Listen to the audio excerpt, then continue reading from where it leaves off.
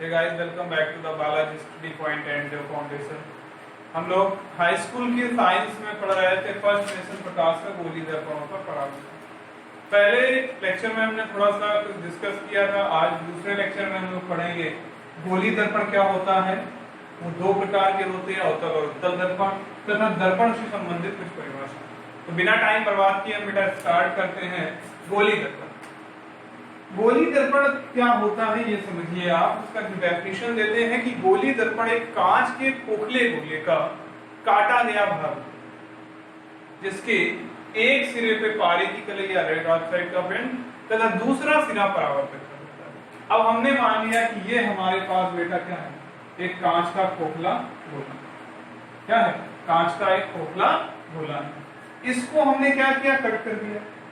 तो ये कुछ इस तरीके से भाग निकल आएगा। अब इस भाग में एक सतह पे आप पारे की कलई कर देंगे। अब वो सतह चाहे आपकी बाहरी सतह हो चाहे भीतरी सतह हो, जिस सतह पे आप करेंगे उसी के नेचर के हिसाब से आपके जो दर्पण दो तरीके के मिलते हैं वो होंगे। जब हम भीतरी सतह पे कलई करते हैं तो अवतल दर्पण हो जाता है, और जब हम बाहरी सतह पे कलई करते हैं तो वो उत्तल दर्पण होता है। सॉरी, जब हम भीतरी सतह पे कलई करते हैं तो वो उत्तल दर्पण हो जाता है, जब बाहरी सतह पे कलई करते हैं तो वो अवतल दर्पण हो जाता है।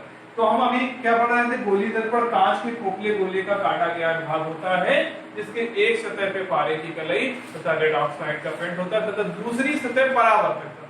परावर्तक तल क्या होता है, जहां से प्रकाश टकरा के वापस लौटता है। जहां से प्रकाश टकरा के वापस लौटता है उसको बोलते हैं परावर्तक तल। तो अब हम बात करेंगे गोली दर्पण हमने पढ़ लिया। ये दो तरीके के होंगे, उत्तल दर्पण और अवतल दर्पण।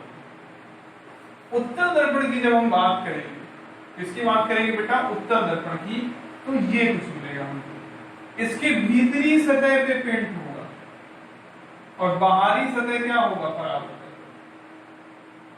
तो आप लिखोगे उत्तल दर्पण कांच के खोखले गोले का काटा गया भाग होता है। उत्तल दर्पण कांच के खोखले गोले का काटा गया भाग होता है जिसके भीतरी सतह पे, याद रखिए आप, भीतरी सतह पे पारे की कलई या रेड ऑक्साइड का पेंट होता है तथा बाहरी सतह परावर्तक तल। जस्ट इसी की तरीके की डेफिनेशन होगी, लेकिन थोड़ा सा आपका चेंज हो जाएगा।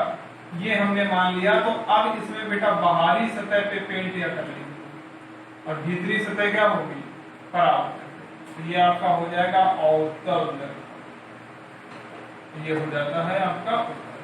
तो आप अवतल दर्पण के लिए लिखेंगे, अवतल दर्पण कांच के खोखले गोले का काटा गया भाग होता है जिसके बाहरी सतह पे पेंट होता है तथा भीतरी सतह परावर्तक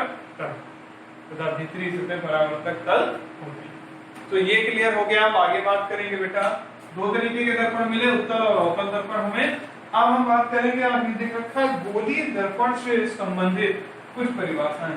सबसे पहले आपने लिख रखा है वक्रता केंद्र। अच्छा, कोई गोला बनाते हैं बेटा तो उसके लिए हमें केंद्र जरूर चाहिए। क्या चाहिए बेटा, केंद्र। ठीक है, तो अगर इसी से हम दर्पण काट लें तो वक्रता केंद्र की डेफिनेशन में क्या देंगे, उस गोले का केंद्र जिसका कि दर्पण एक भाग है। मान लीजिए हमने इससे दर्पण काट लिया, ये कट कर लिया, मिलर आपने दर्पण कट कर लिया, तो इसका जो केंद्र होगा वही उस दर्पण का वक्रता केंद्र होगा। तो आप परिभाषा कैसे दोगे, उस दर्पण उस गोले का केंद्र जिसका कि दर्पण एक भाग है, दर्पण का वक्रता केंद्र। इसे सी से प्रदर्शित करते हैं। किससे नोट करेंगे, सी से बेटा। तो आप याद रखिए इसे सी से प्रदर्शित करते हैं। प्रॉब्लम नहीं होनी चाहिए। उस गोले का केंद्र जिससे दर्पण काटा जाएगा, समझिए, उसको हम क्या कहेंगे, वक्रता केंद्र। सेकेंड आपकी डेफिनेशन दे रहा है वक्रता त्रिज्या।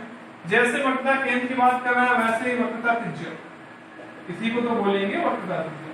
तो आप बोलेंगे उस गोले की त्रिज्या जिसका कि एक दर्पण भाग है, दर्पण की वक्रता त्रिज्या। इसको बेटा प्रदर्शित करते हैं आर से, वक्रता त्रिज्या। ठीक है ना, उस गोले की त्रिज्या जिसका कि दर्पण एक भाग है, दर्पण की वक्रता त्रिज्या कहते हैं। बिल्कुल आसान सा फिगर अपने आप दिमाग में रखिए, आराम से याद होते चला जाएगा। नेक्स्ट आता है ध्रुव। अब अगर हम ये दर्पण बना ले, दर्पण कोई भी, हमने मान लिया अनुमान इनटू कोई दर्पण या उत्तर हो या उत्तर हो, इसका जो मिड पॉइंट होगा इसको P से प्रदर्शित करेंगे, वो कहलाएगा आपका दर्पण का, इसको बोलते हैं परावर्तक पृष्ठ या रिफ्लेक्टिव सरफेस। तो ये जो इसका मध्य बिंदु होगा वही क्या कहलाएगा, दर्पण का ध्रुव।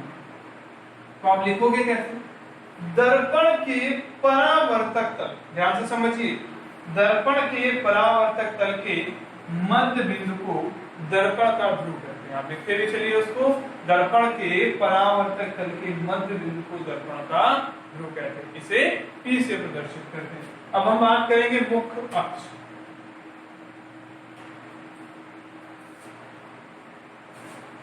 ये हो गया ध्रुव। अगर ये बेटा पूरा गोलार्ध कहीं ना कहीं से काटा गया होगा या किसी ना किसी खोखले गोले से, तो कहीं ना कहीं उसका केंद्र मिला होगा बेटा। अब मुख्य अक्ष क्या होता है, जो दर्पण के ध्रुव तथा वक्रता केंद्र को मिला, याद रखना, माइनर एक्सिस जिसको बोलते हैं, सॉरी प्रिंसिपल एक्सिस, जो दर्पण के ध्रुव मतलब कि P और C का जो मिलन कराए वही क्या कहलाएगा, मुख्य अक्ष। तो आप लिख सकते हैं किसी दर्पण के मुख्य अक्ष उस दर्पण के ध्रुव तथा वक्रता केंद्र को मिलाने वाली रेखा को कहते हैं।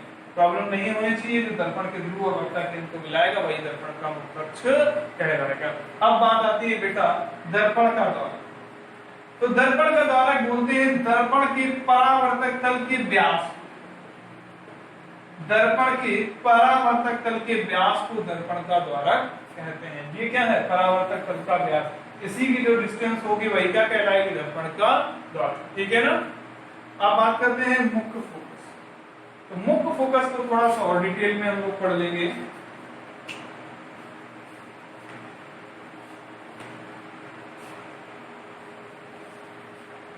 मान लीजिए ये हमारे पास बेटा एक दर्पण है। दर्पण कैसा है, अवतल आपने देखिए, यहाँ कहीं इसका ध्रुव होगा, यहाँ कहीं वक्रता केंद्र C होगा, और ये मान लो एक मुख्य अक्ष हो गया इसका, दर्पण के ध्रुव तथा वक्रता केंद्र को मिलाने।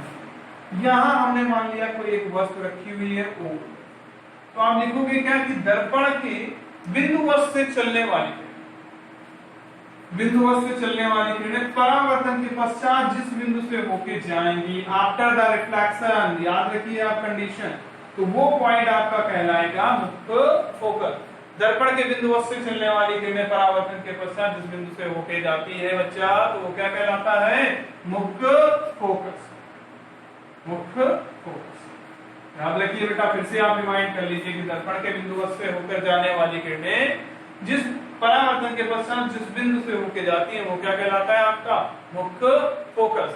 तो आज हम लोगों ने इतनी चीजें पढ़ ली है, इसमें जो भी समस्या होगी आप हमें बिल्कुल आसानी से बताएंगे, और मुझे नहीं लगता कि आपको दिक्कत होने वाली, रटने की जरूरत पड़ने वाली है। फिर भी अगर आपको कोई समस्या हो रही तो आप ब्रांच के नंबर पे कांटेक्ट करके बता सकते हैं। और आपसे हम अपील करना चाहेंगे कि आप देखते रहिए, पढ़ते रहिए, लगातार निरंतर पढ़ते रहिए आगे, और ज्यादा से ज्यादा शेयर करिए, लाइक करिए, कमेंट्स करिए, क्योंकि ये जो मुहिम चलाई जा रही है ऑनलाइन क्लासेस की, ये समझ लीजिए इसका मतलब यही है कि ज्यादा से ज्यादा लोगों तक ये सुविधा पहुंच सके। सो प्यारे विद्यार्थियों, जय हिंद, जय भारत।